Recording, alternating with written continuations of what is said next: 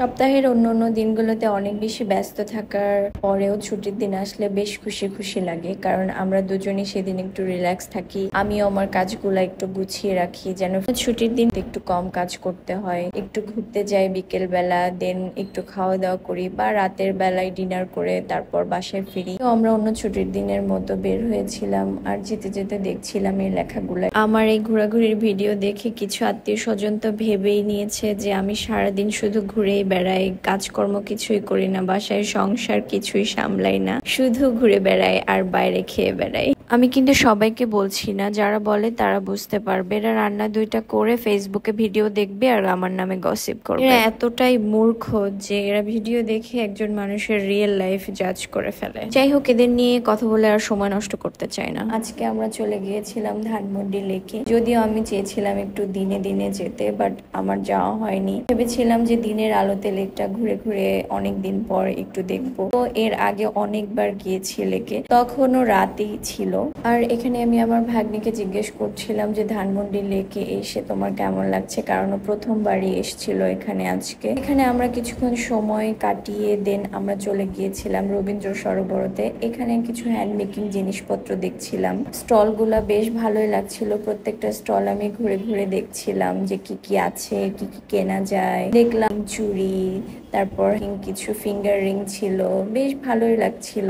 এই যে দেখেন কি সুন্দর সুন্দর চুড়িগুলা, সুন্দর না? আর এখানে বসেছিল পানের দোকান, যদিও আমি পান খাই না, তারপরও দেখতে ভালো লাগছিল।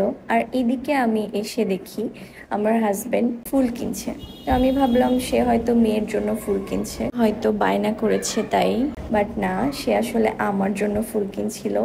আমি তো খুব খুশি হয়ে গেলাম। তারপর সে আবার হাতে পরিয়ে দিচ্ছিল। হাজবেন্ড মুহূর্তটাকে আরো বেশি সুন্দর করে দিল, আমার খুশিটা আরো দ্বিগুণ হয়ে গেল। যাই হোক, এদিকে আমাদের ঘোরাফেরার শেষ দিন। আমার হাজবেন্ড বলল চলো ধানমন্ডিতে গিয়ে তোমাদের কিছু খাওয়াই, কোন রেস্টুরেন্টে বসি, বাট আমি বললাম না, আজকে এখানকার খাবার খাবো। এর আগে যতবার এসেছি ততবারই ফুচকা খাওয়া হয়েছে, বাট অন্য কিছু খাওয়া হয়নি। আর এখানে তেমন কিছু খাবার আইটেম নাইও, শুধু চিকেন চাপ, বিফ চাপ এই টাইপের খাবার আছে আর কি।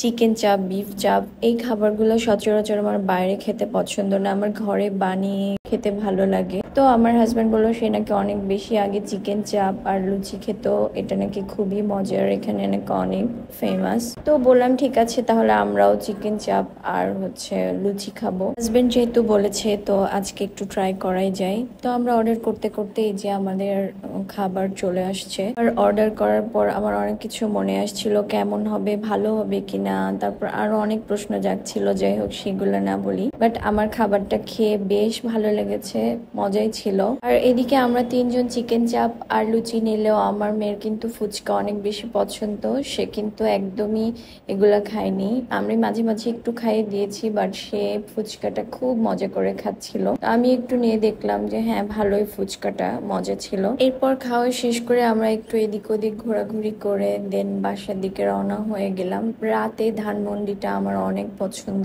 আর এই সৌন্দর্যের মাঝে বিরক্তিকর জিনিস হচ্ছে এই রিক্সাগুলা। এই আর কি, আমরা সৌন্দর্য উপভোগ করতে করতে বাসায় পৌঁছে গেলাম। আর এখন রেস্ট নিব, অনেক রাত হয়ে গেছে, ঘুমিয়ে যাব। আপনারাও ঘুমিয়ে যান।